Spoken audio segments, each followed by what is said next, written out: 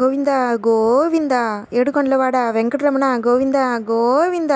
నమస్తే అండి, welcome to my channel. ఈరోజు ఆ గోవిందుడి వీడియోతో వచ్చేసానండి. ఆ శ్రీనివాసుని పూజించుకునే అత్యద్భుతమైన మాసమే ఈ వైశాఖ మాసం. ఈ వైశాఖ మాసంలో ఆ స్వామివారి భూలోక సంచారం చేస్తారని, ఆ సమయానికే మనం ఆ స్వామివారిని పూజించడం వలన ఆ స్వామివారు మన కోరికలన్నీ కూడా నెరవేరుస్తారని మనకు పురాణాలు అయితే చెప్తున్నాయండి. అయితే ఆ స్వామివారిని ఏ రోజు ఏ సమయంలో పూజిస్తే మంచిదని అంటే, మనకి వైశాఖ మాసంలో వచ్చే ఏకాదశులు 2 ఏకాదశులు వస్తున్నాయండి. శుక్లపక్షంలో వచ్చే ఏకాదశినే మోహిని ఏకాదశి అని అంటారు. అయితే ఈ మోహిని ఏకాదశి రోజున ఆ స్వామివారిని పూజిస్తే కనుక తప్పకుండా ఆ స్వామివారి సంపూర్ణ అనుగ్రహం మన పైన ఉంటుంది.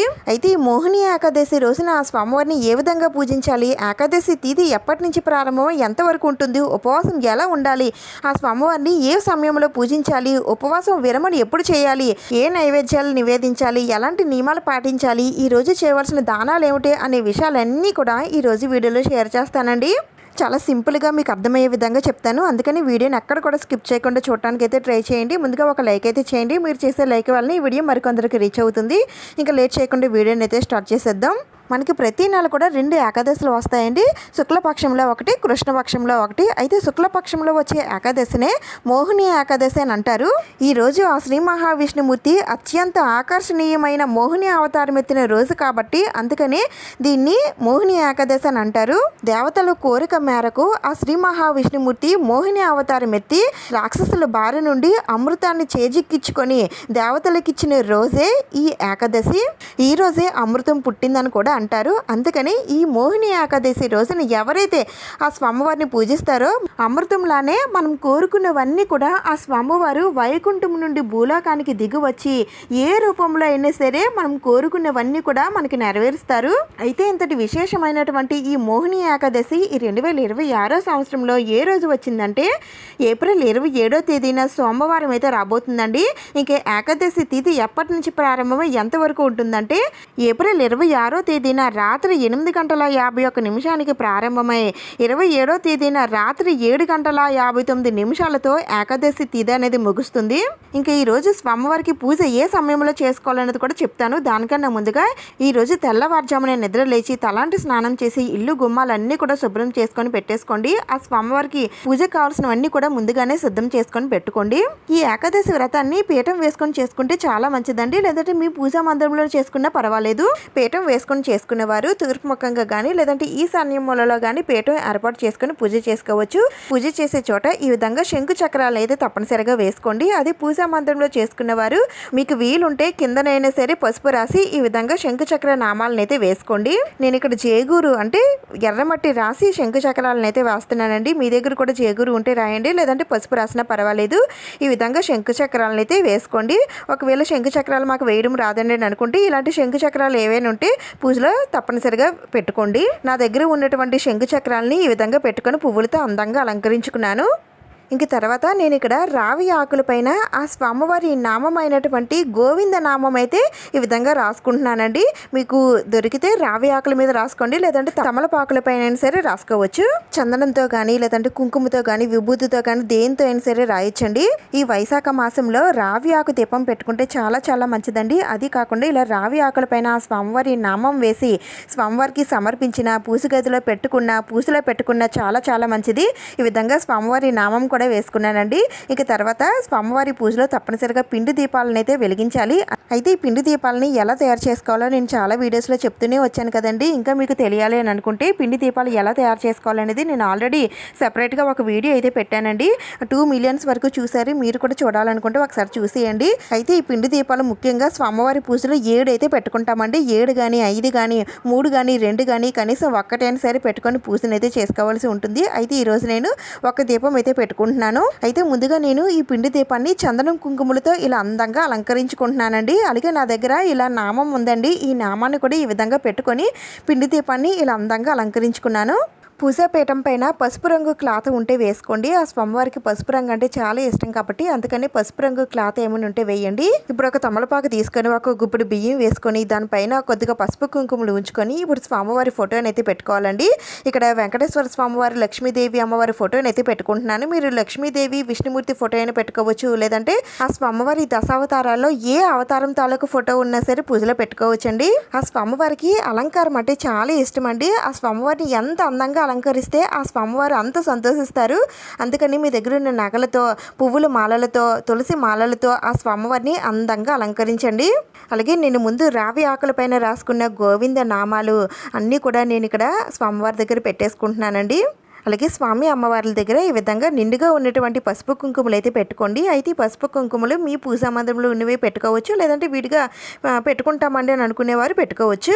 ఇప్పుడు ఆ స్వామివారికి ఎంత ఇష్టమైన పసుపు రంగు లోటస్ ఫ్లవర్ అయితే తీసుకున్నానండి. మీ దగ్గర ఉంటే తీసుకోండి, లేదంటే ఒక ఇత్తడి ప్లేట్ తీసుకున్నా పర్వాలేదు. ఇప్పుడు దాంట్లో ఒక 3 గుప్పెట్ల బియ్యం అయితే వేసుకోండి. వేసుకున్న తర్వాత దానిపైన కూడా కొద్దిగా పసుపు కుంకుమలు ఉంచి ఇప్పుడు ఒక రావి ఆకు అయితే తీసుకున్నాను. దీనిపైనే ఆ స్వామివారిని అయితే పెట్టుకుంటున్నాను. మీ దగ్గర స్వామివారి విగ్రహం ఉంటే పెట్టుకోండి.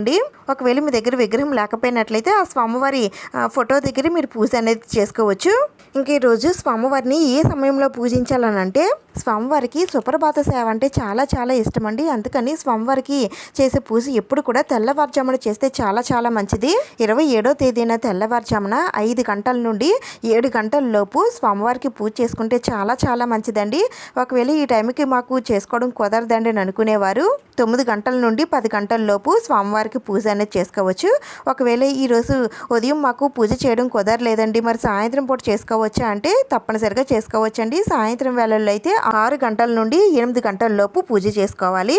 ఇంకా ఇక్కడ నేను నా దగ్గర ఉన్నటువంటి శంకు చక్ర దీపాలను అయితే ఈ విధంగా అన్ని పెట్టుకున్నానండి. మీ దగ్గర కూడా ఉంటే పెట్టుకోండి. ఆ తర్వాత ఇక్కడ నేను పిండి దీపం అయితే పెట్టుకుంటున్నాను. అయితే ఈ పిండి దీపం ఇలా రావి ఆకుపైన పెట్టుకున్నట్లయితే మనం పిండి దీపారాధన చేసిన ఫలితం లభిస్తుంది. అలాగే రావి ఆకుపైన దీపం వెలిగించిన ఫలితం కూడా మనకు లభిస్తుంది. అందుకని మీకు లభించినట్లయితే రావి ఆకులను అయితే తెచ్చుకోండి. ఒకవేళ రావి ఆకులు దొరకలేదండి మాకు అనుకునేవారు ఇలాంటి ఇత్తడిలో రావి ఆకు దీపాలు అయితే ఉంటాయండి, ఇవి పెట్టుకున్నా పర్వాలేదు.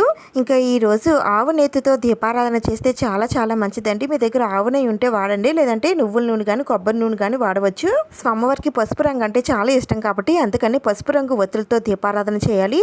ఒకవేళ పసుపు రంగు ఒత్తులు లేకపోయినట్లయితే తెలుపు ఒత్తులతో దీపారాధన చేయండి.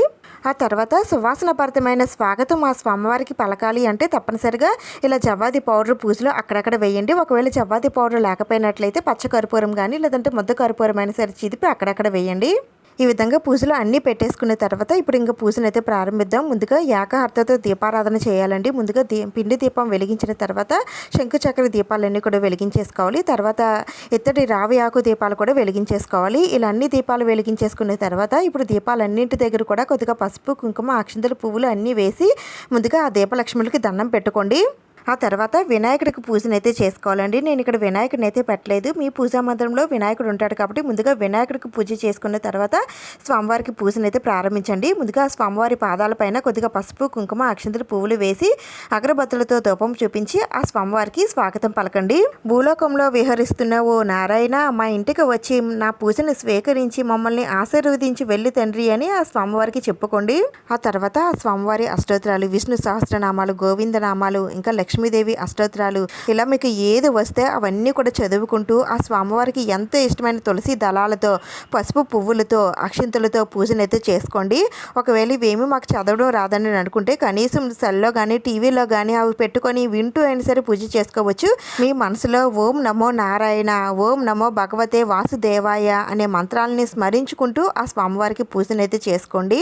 ఒకవేళ ఈరోజు ఇంట్లో పూజ చేసుకోవడం కుదరలేదని అనుకుంటే కనీసం గుడికైనా సరే వెళ్ళి అక్కడున్న ధ్వజస్తంభం దగ్గర దీపం పెట్టి ఆ స్వామివారికి పువ్వుల మాలలు కానీ తులసి మాలను కానీ సమర్పించి మీ పేరు పైన పూజనైతే చేసుకొని ఆ స్వామివారిని దర్శించుకొని రండి.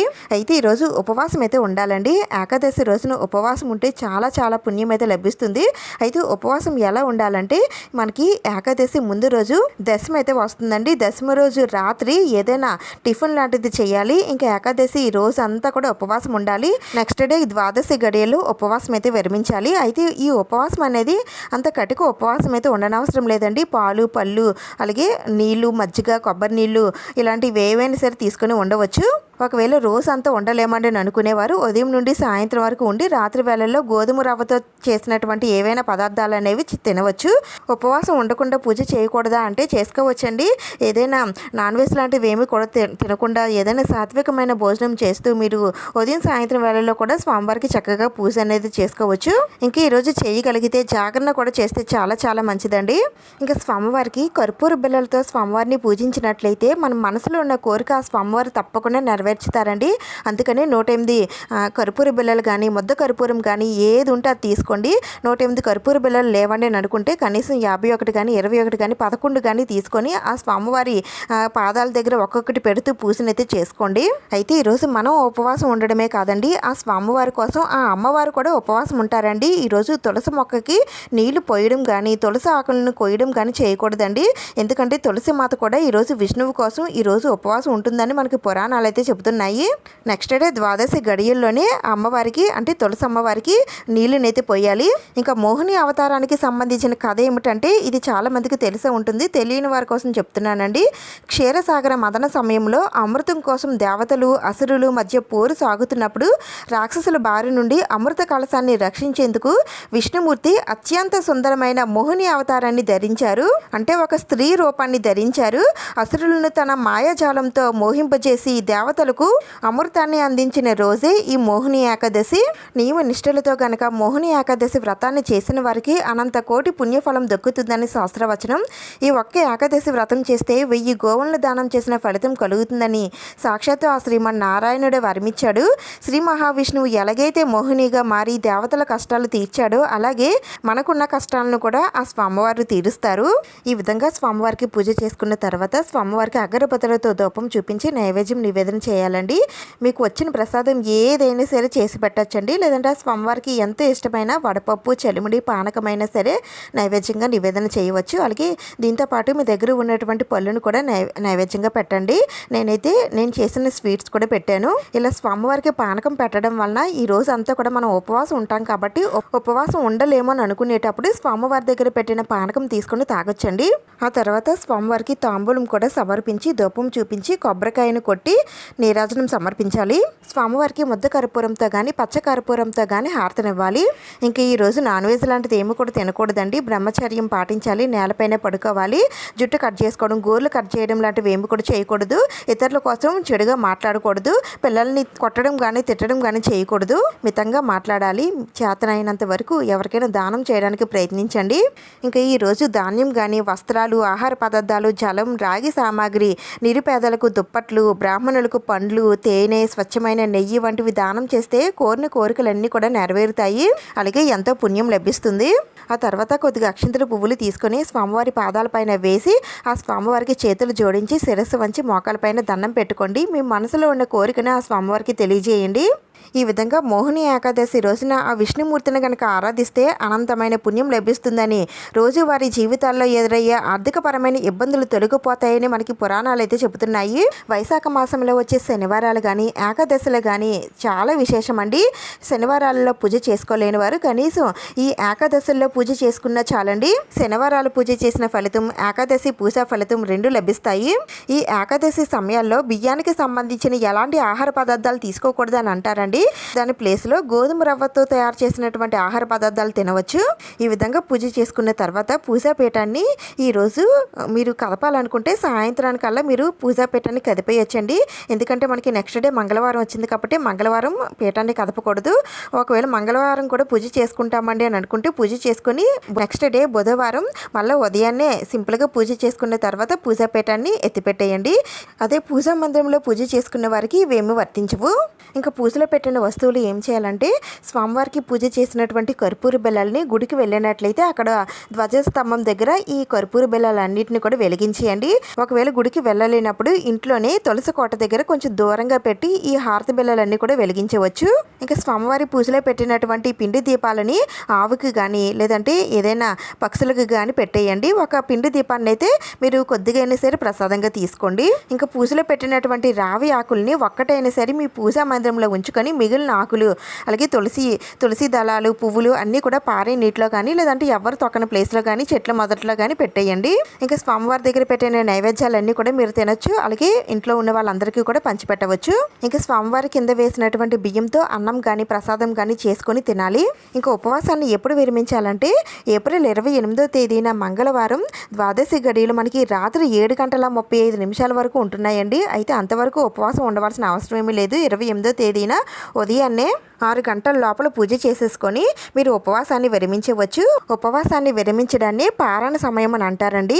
ఉపవాసాన్ని విరమించేటప్పుడు స్వామివారి గుడికి వెళ్ళి అక్కడున్న తీర్థాన్ని పుచ్చుకోవచ్చు. లేదంటే మీ పూజా మందిరంలో ఉన్నటువంటి స్వామివారికి పెట్టిన పానకం అయినా సరే తీసుకొని మీరు ఉపవాసాన్ని విరమించవచ్చు. ఆ తర్వాత భోజనం అనేది చేసేవచ్చు. అయితే ఏకాదశి జాగరణ ఉన్నవారు మాత్రం నెక్స్ట్ డే పగలపూట నిద్రపోవచ్చు అని అనుకుంటారు. అలా పడుకోవడానికి వీలు లేదండి. మళ్ళీ రాత్రికి చుక్కలు వచ్చిన తర్వాత మాత్రమే మీరు నిద్రపోవాల్సి ఉంటుంది. అంటే 28వ తేదీన సాయంత్రం 7 గంటల తర్వాతే నిద్రపోవాలి. ఒకవేళ ఈరోజు ఏదైనా కారణాల వల్ల స్వామివారికి పూజ చేయడం కుదరలేదండి అనుకునేవారు వైశాఖ మాసంలో వచ్చే శనివారాల్లో ఏ శనివారమైనా సరే స్వామివారికి ఈ విధంగా పూజనైతే చేసుకోవచ్చు. ఈ విధంగా ఏకాదశి రోజున పూజ చేయడం వలన అష్టైశ్వర్యాలు లభిస్తాయి. మరణానంతరం విముక్తి లభిస్తుంది. ఈ విధంగా మోహిని ఏకాదశి రోజున స్వామివారికి పూజను అయితే చేసుకోవాలండి. ఇంకా మీకు ఏమైనా డౌట్స్ ఉంటే నేను కామెంట్స్లో అడగండి, తప్పకుండా రిప్లై ఇస్తాను. ఈ వీడియో మీకు యూజ్ అయింది, నచ్చింది అని అనిపిస్తే ప్లీజ్ తప్పకుండా లైక్ చేయండి, షేర్ చేయండి, సబ్స్క్రైబ్ చేసుకోండి. ఇంకొక మంచి వీడియోతో మళ్ళీ కలుద్దాం. Thank you for watching.